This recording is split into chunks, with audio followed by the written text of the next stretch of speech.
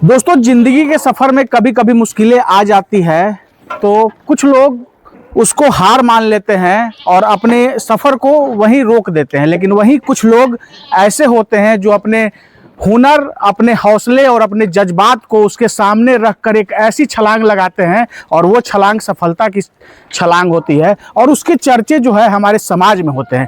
दोस्तों, बकरी पालन की बात की जाए तो उसमें भी कहीं ना कहीं कुछ ऐसी ही बातें आती है और आप देखेंगे तो कुछ लोग जो इसमें फेल हो जाते हैं वो कहते हैं कि इसमें प्रॉफिट नहीं है। तो आज इतनी शानदार जानकारी आपको गॉट फार्मिंग बिजनेस के बारे में मिलने वाला है। अगर आप 2026 में कुछ करने का सोच रहे हैं तो थोड़ी सी वीडियो में बने रहिएगा और आपको काफी शानदार जानकारी इसके बारे में पता चलेगा और इसके प्रोस एंड कॉन्स सब के बारे में एक एक महत्वपूर्ण जानकारी एक ऐसे गॉट फार्मर से भी आपको देने की कोशिश करूंगा जिनके पास लगभग 10 वर्षों से भी ज्यादा का अनुभव है। तो काफी शानदार जानकारी आपको आज गॉट फार्मिंग बिजनेस से मिलने वाली है। वीडियो में बने रहिएगा। तो चलिए दोस्तों, देर न करते हुए वीडियो शुरू करते हैं। सर, हमारे चैनल पे आपका स्वागत है। सर, आपका और आपके जितने व्यूअर हैं सभी का मेरे फार्म पे बहुत बहुत स्वागत है। सर, एक बार अपना नाम और यहाँ का पूरा पता हमारे दर्शकों को बता दीजिए। मेरा नाम जो हुआ सर शहनवाज जी हुआ। मेरा फार्म जो है उन्नत गोट फार्म के नाम से जाना जाता है, जो कि लुक्कीनंद लालपुर, सकरी सरैया, कुढ़नी, मुजफ्फरपुर, बिहार में है सर। और शहनवाज भाई, पहले भी बहुत सारा वीडियो मैंने आपका शूट किया है और बहुत सारी ऐसी जानकारी अपने किसान भाइयों तक पहुँचाया है जिनको काफ़ी फायदा पहुँचता है। तो काफ़ी समय के बाद फिर आज मिलना हो रहा है। तो सबसे पहले ये बताइए कि बकरी पालन का व्यवसाय कैसा है? सर, जैसा कि आपको दिख रहा होगा, हमारा फार्म लगभग 10 वर्ष प्लस से मेरा फार्म चल रहा है। बिल्कुल। नित्य नए साल में हमारे यहाँ कुछ ना कुछ आपको बढ़ोतरी दिख रही होगी। तो इसका जीता जाता है उदाहरण। अगर बेनिफिट ना होता तो कहीं ना कहीं इस चीज़ को हम कम करते हैं या माइनस में करते हैं।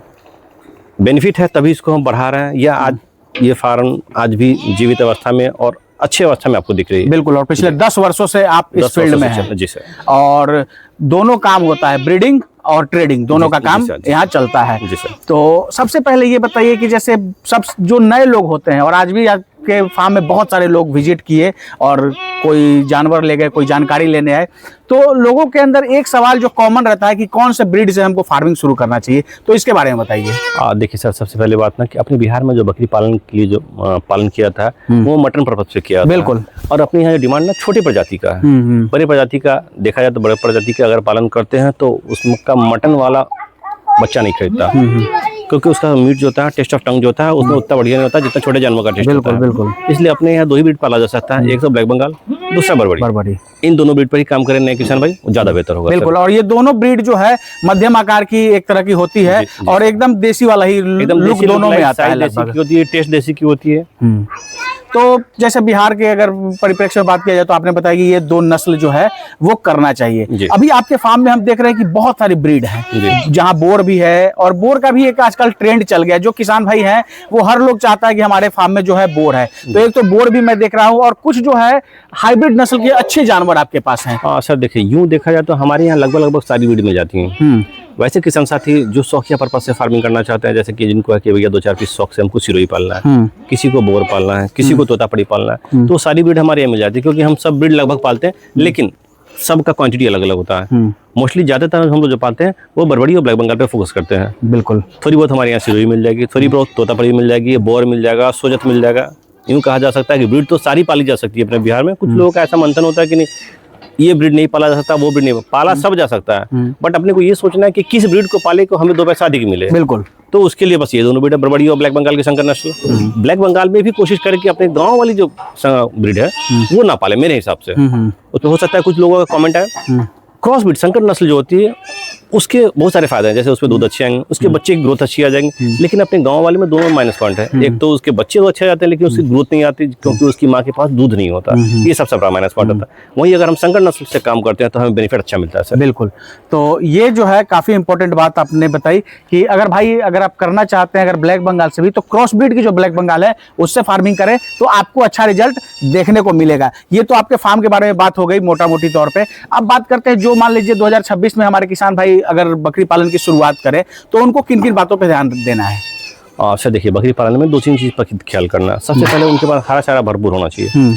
हरा चारा इसलिए होना चाहिए, अगर हम बकरी अपने घर पर कहीं से भी खरीद के लेकर आते हैं, उसको पालने में जो हमारा कॉस्ट लगता है, अगर हरा चारा हमारे खेतों में होता है और खेत में से हरा चारा काट कर लाकर अपने बकरियों की भरण पोषण करते हैं, उसको खिलाते हैं, तो हमारा फीडिंग कॉस्ट लगभग 0 के बराबर हो जाता है। बच्चा हमारा जितना में भी सेल आउट करते हैं वो हमारा शुद्ध बेनिफिट का आता है। बहुत सारे लोगों का ये सोचना होता है कि नहीं, गेहूं का भूसा हुआ, चोकर हुआ, मार्केट से खरीद कर लाकर हम बकरी को खिलाकर हम कमा लेंगे। अच्छा, तो नहीं, कमाई उस वक्त में भी होती है, लेकिन कमाई उसमें कमती चली जाती है, कम हो जाता है, क्योंकि हमारी बकरी पर खर्च इतना अधिक हो जाता है कि कहीं ना कहीं से उस खर्च को हम निकालेंगे उसके बच्चे को बेचकर। बकरी ने अपने फायदे की सूरत में अपना बच्चा दिया, अब उस बच्चे की परवरिश में हमने जितना व्यय किया, हमने जितना खर्च किया, वही हमारा बेनिफिट में शुद्ध माइनस होने के बाद जो बच रहा वही हमारा शुद्ध बेनिफिट कहलाता है सर। बिल्कुल। अगर हम खेत में हरा चारा लगाते हैं, बहुत सारा सीजनली घास आता है, जई है, जेनेरा है, बरसिंग है, नपियर है, पेड़ का पत्ता, जो ऐसे किसान, छोटे किसान साथी जो कि जिनके पास अपना खेत है या वो चरा सकते हैं बकरी को, तो चरा कर पाले, जिसमें जीरो कॉस्टिंग आएगी उनकी, उनका बच्चा जो भी जितने भी रेट में बिके उनका शुद्ध बेनिफिट कहलाएगा। तो बिल्कुल शुरू से ही अगर आप कर रहे हैं तो इन बातों का खास ख्याल रखें और शुरू से ही कॉस्ट कटिंग पे आप ध्यान दें। अगर आपके पास जैसे जमीन वगैरह है तो आप साथ ही साथ जो है हरा चारा वगैरह अपने पास लगा के रखें, तो वहां से जो है आप शुरू से ही आपका खर्च कम होते जाएगा, और जब खर्च कम होगा तो उसी ऑब्वियस सी बात है कि वहां से प्रॉफिट का मार्जिन जो है आपको बड़ा मिलने वाला है। अब बात करते हैं जानवर हैं, तो ऑब्वियस सी बात है कि बीमार भी पड़ेंगे, तो उसके लिए क्या ख्याल रखना है, किन बातों का ध्यान रखना है? इसको प्रिकॉशन करना है। प्रिकॉशन ये करना है कि बकरी फार्म में 2-3 चीज करना है। एक तो समय पे उसकी वैक्सीन होनी चाहिए, समय पर डिवॉर्मिंग होना चाहिए। डिवॉर्मिंग इट मीन दैट कि छोटे किसान साथी जिन्होंने ट्रेनिंग नहीं लिया है या उनको जानकारी, डिवॉर्मिंग का मतलब होता है कीड़ी का दवा देना। कीड़ा जो बकरी के पेट में जो कीड़ा हो जाता है, उसके शरीर में जो कीड़ा होता है, उसके शरीर में छोटे छोटे जू होते हैं, जिसके कारण हम सब कुछ खिला रहे होते हैं, लेकिन उसका ग्रोथ हमें अच्छा नहीं मिलता। वैसे किसान साथी जो नए हैं या छोटे किसान साथी जो गाँव से बिलोंग करते हैं, उनको डिवॉर्मिंग में भी पॉसिबल ना समझ में, उसमें कीड़ा का दवा उसको पिलाना होता है। कीड़ा का दवा उसके पेट में भी कीड़ा होता है, उसके शरीर के ऊपर में भी जूं, चीचर वगैरह तो सब आदमी समझता है। तो हर हाल में अपनी बकरियों को हर 3 महीने में डिवॉर्मिंग होनी चाहिए, ताकि हमारी बकरी जो है वो कीड़ा से मुक्त रहे। समय पर उसको लिवर टॉनिक चलनी चाहिए, कीड़ा की दवा देने के पहले और कीड़ा की दवा देने के बाद, कम से कम 3 दिन पहले और 3 दिन बाद लिवर टॉनिक हम चलाते हैं। एक तो ये हो गया। दूसरा, वैक्सीन एकदम मेंटेन करना चाहिए। अगर वैक्सीन मेंटेन करते हैं तो वैसी कोई नौबत नहीं आएगी कि बकरी हमारी मर जाए, खुदा ना खास्ते। अगर कोई परेशानी आती भी है तो हम दवा देंगे, इंशाल्लाह हमारी बकरियां क्योर हो जाएगी। वैक्सीन बहुत ज्यादा खर्च नहीं लगता। लोगों के जहन में होता है कि पता नहीं वैक्सीन में कितना खर्च पड़ेगा, बहुत ज्यादा खर्च नहीं पड़ता। यूँ समझिए कि एक बकरी पर एक साल में 15 से 20 रुपए खर्च पड़ेगा, जो कि ना के बराबर। आज के दौर में 20 रुपए कोई मानी मतलब रहता है। जब हम 10,000, 15,000, 20,000 की बकरी रख सकते हैं तो एक साल में अपनी बकरी पर 20 रुपए इजिली हम खर्च कर सकते हैं। अगर 20 रुपए खर्च कर देते हैं तो हमारी बकरी एकदम मस्त फिट एंड फाइन रहेगी सर। यहाँ 2 चीज आपने जिक्र किया, एक डिवॉर्मिंग और एक वैक्सीनेशन के बारे में। तो डिवॉर्मिंग के बारे में एक चीज मुझे जो समझ में आता है, कई बार लोगों का ये शिकायत रहता है कि भाई हम जानवरों को बहुत खिला रहे हैं लेकिन उनका ग्रोथ नहीं हो रहा है, तो कहीं ना कहीं उसका एक कारण डिवॉर्मिंग है। उन्होंने डिवॉर्मिंग नहीं किया, जिसके कारण खिला तो रहे हैं बहुत अच्छा, लेकिन उसकी ग्रोथ अच्छी नहीं आ रही, क्योंकि आप जो खिला रहे हैं उसके शरीर में लगने के बजाय कोई और खा जा रहा है। बिल्कुल। तो एक तो ये हो गया, और दूसरा जैसे वैक्सीनेशन के बारे में आपने बताया कि ये वैक्सीनेशन का प्रॉपर शेड्यूलिंग बहुत जरूरी है।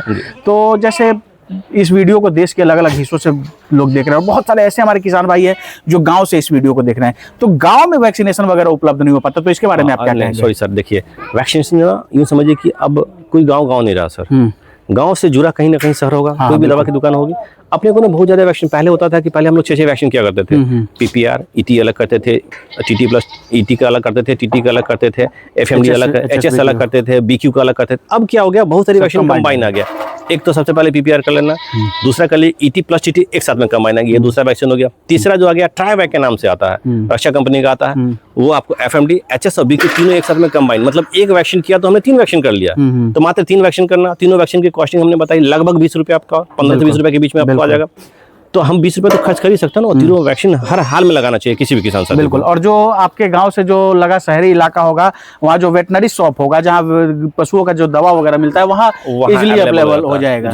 और बाकी अगर कुछ दिक्कत हो तो आपकी सहूलियत के लिए मैंने शाहनवाज भाई का नंबर दे दिया है, आप कॉल करके तमाम तरह की बकरी पालन से संबंधित जानकारी भी ले सकते हैं। किन्हीं को अगर वैक्सीन नहीं मिलती है, किसी वैक्सीन की जरूरत है, तो हमारे फार्म से ही वैक्सीन ले सकते हैं। हमारे फार्म पे ऑलवेज वैक्सीन अवेलेबल होता है सर। बिल्कुल। एक जो इम्पोर्टेंट चीज होता है शाहनवाज जी, आपके पास तो बहुत एक बड़ा जो है बहुत शानदार शेड इसको कह सकते हैं, लेकिन हर कोई ऐसा शेड अफोर्ड नहीं कर सकता है। जो शुरुआती दौर में खास करके जो किसान शुरू कर रहे हैं, तो उनको कैसा शेड, क्योंकि बकरियां तो रखनी है और रहेगी तो उसको थोड़ा सा ठंड से, बरसात से बचाना भी है, तो कैसा शेड, एक मीडियम लेवल में कैसा शेड हो, इसके बारे में थोड़ा सा बताइए। देखिए साइंटिफिक तरीके से जाएंगे तो उसमें बहुत सारा प्रिकॉशन होता है, बहुत सारे नियमों के कानून होते हैं, लेकिन छोटे किसान साथी जो होते हैं अगर वो उस तरह जाते हैं तो परेशानी का सबब उनको पड़ेगा क्या, कि उनकी कॉस्टिंग लागत ज्यादा पड़ जाएगी। बिल्कुल। मेरा अपना मानना, जैसे 2, 4, 10 बकरी पालना, किसी भी अनुपात को मानने की कोई जरूरत नहीं, मेरा अपना मानना। क्योंकि आप जैसे कहा जाता है पूरब से पश्चिम की दिशा में फार्म होना चाहिए।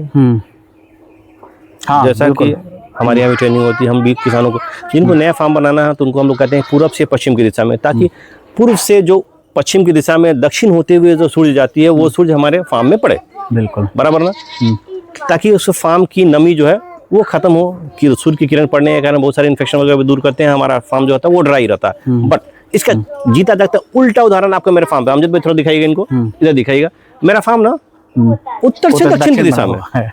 हाँ। आपको दिख रहा होगा कितना बड़ा फार्म है, हमने कितना बड़ा इन्वेस्टमेंट किया। हमारे पास जगह ही सर वैसा अवेलेबल था, हम पूर्व से पश्चिम की दिशा में, हमारे पास उतनी लैंड्स नहीं थी जो हम बनाते, हमने उत्तर से दक्षिण की दिशा में बना दिया। मैनेजमेंट अपने को करना है, बहुत सारा इशू, बहुत बड़ा इशू नहीं है ये, किसी तरह कोई परेशानी नहीं होती है। 10 वर्ष से चल रहे हैं अल्हम्दुलिल्लाह, हमें लगता है कि जब तक जिएंगे तब तक बकरी पालन करेंगे, उल्टा भी है तो कोई दिक्कत नहीं। बिल्कुल, तो हर चीज जरूरी नहीं कि जो थ्योरेटिकल बताया जा रहा है वो बिल्कुल करेक्ट ही हो, आप अपने अनुसार देखिए, अपने सुविधा के अनुसार। अब ऑब्वियस सी बात है कि जिसके पास जमीन अगर इस शेप में होगा तो वो कैसे ईस्ट टू वेस्ट बनाएगा। तो ये सब चीजें जो है आप अपने सूझबूझ और सही जानकारी के आधार पे भी सही कर सकते हैं। अभी आप ट्रेनिंग का जिक्र किए, तो ट्रेनिंग वगैरह के बारे में थोड़ा सा बताइए, क्या कैसे चलता है आपके पास इसका शेड्यूल वगैरह? वो सर हमारे यहाँ प्रत्येक महीने में 10 तारीख से ट्रेनिंग होती है। अभी जो ट्रेनिंग चल रही है प्रत्येक महीने में 10 तारीख से 10, 11, 12, 13 4 दिन की ट्रेनिंग होती है सर।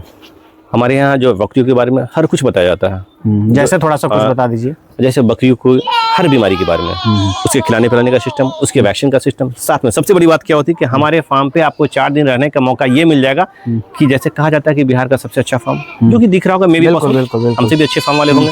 हमारे यहाँ बकरियों की संख्या भी, जहाँ जाहिर सी बात है बकरियों की संख्या अधिक होगी तो वहीं परेशानियां भी ज्यादा आएंगी। तो हमारे यहाँ जो स्टूडेंट रहेंगे 4 दिन उनको रहने का मौका मिल जाएगा। हमारे यहाँ 4 दिन जो स्टूडेंट रहेंगे उनको हमारे यहाँ की हर छोटी से बड़ी, अच्छी और बुरी दोनों चीज देखने को मिल जाएगी। बिल्कुल, हर परेशानी को देखने को मिल जाएगी, किस परेशानी से हम लोग कैसे फेस करते हैं, उसको कैसे निपटते हैं, उसका इलाज कैसे करते हैं, उससे हम लोग को निजात कैसे मिलता है, वो चीज़ हमारे स्टूडेंट भी देखेंगे। तो मे भी पॉसिबल भविष्य में अगर बकरी पालन करते हैं तो उनको भी वो समस्या ना आए, उसका प्रिकॉशन वो कर सकते हैं। बिल्कुल, यानी पहले ही जो है बकरी पालन से संबंधित उससे जितनी भी तरह की परेशानियां होने वाली है वो सब आपको जो है एक मोटे तौर पे जो है इसकी जानकारी मिल जाएगी, ताकि आप जब बकरी पालन की शुरुआत करें तो उस समय कोई किसी तरह का दिक्कत आपको फेस न करना पड़े। अब एक कमेंट जो आता है हमेशा मैं देखता हूं, कुछ लोग कहते हैं कि बकरी पालन जो है गलती से भी नहीं करना चाहिए, एक तरह से फेल्यूर है, इसके बारे में थोड़ा सा बताइए। बहुत ज्यादा इसमें हम नहीं कुछ कहेंगे, जाहिर सी बात है प्रतिदिन फार्म खुलती है तो प्रतिदिन फार्म बंद भी होती है।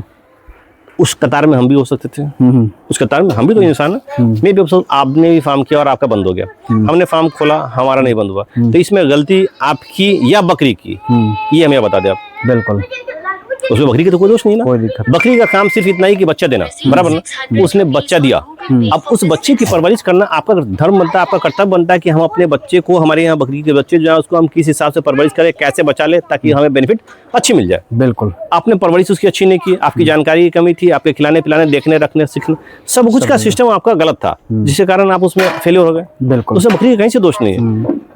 रही बात व्यवसाय की, तो दुनिया का कोई ऐसा व्यवसाय ऐसा नहीं है जिसमें बेनिफिट नहीं है। करने वाला बंदा होना चाहिए, वो हर काम सक्सेसफुल ब्रीड है सर। गाय पालन नहीं किया सकता था, हमने वो भी सुना कि गाय पालन नहीं करते, लेकिन आप देख रहे हैं कि हमने लगभग 6 महीने से हमने डेयरी फार्म भी किया, और 6 महीने में भी लगभग हमारे पास 28 से 30 मेरे पास गाय और बच्चे मिलाकर लगभग 28 पीस है। बिल्कुल, अगर हम कहें कि नहीं डेयरी फार्म तो किया नहीं था, बहुत सारे लोगों ने किया, उनका बंद हो गया, तो क्या मेरा ही बंद हो जाएगा? हमने बकरी पालन ने जब नहीं बंद होने दिया तो गाय पालन को कैसे बंद होना चाहिए? नहीं वसूल भविष्य में उसको भी बहुत बड़े लेवल पे ले जाएंगे सर। बहुत बहुत धन्यवाद शाहनवाज जी जानकारी देने के लिए और समय देने के लिए। सर आपका ही बहुत बहुत धन्यवाद जो आप हमारे फार्म पे वक्त दिया सर। दोस्तों ये है अपने शाहनवाज भाई उन्नत गोट फार्म से, और काफी शानदार तरीके से चीजों को इन्होंने अभी आपके सामने रखा। फिर भी हो सकता है हमारे से कोई प्रश्न पूछने से लगे, आपके अंदर कोई डाउट है तो आपकी सहूलियत के लिए मैंने सर का नंबर दे दिया है, आप कॉल करके गॉट फार्मिंग बिजनेस से संबंधित तमाम तरह की जानकारी ले सकते हैं। तो दोस्तों आशा ये वीडियो आप सबको काफी पसंद आई होगी। अगर इस वीडियो को आप फेसबुक या इंस्टा के पेज पे देख रहे हैं तो पेज को जरूर फॉलो कर लीजिएगा। अगर यूट्यूब चैनल पे देख रहे हैं तो चैनल को सब्सक्राइब कीजिएगा।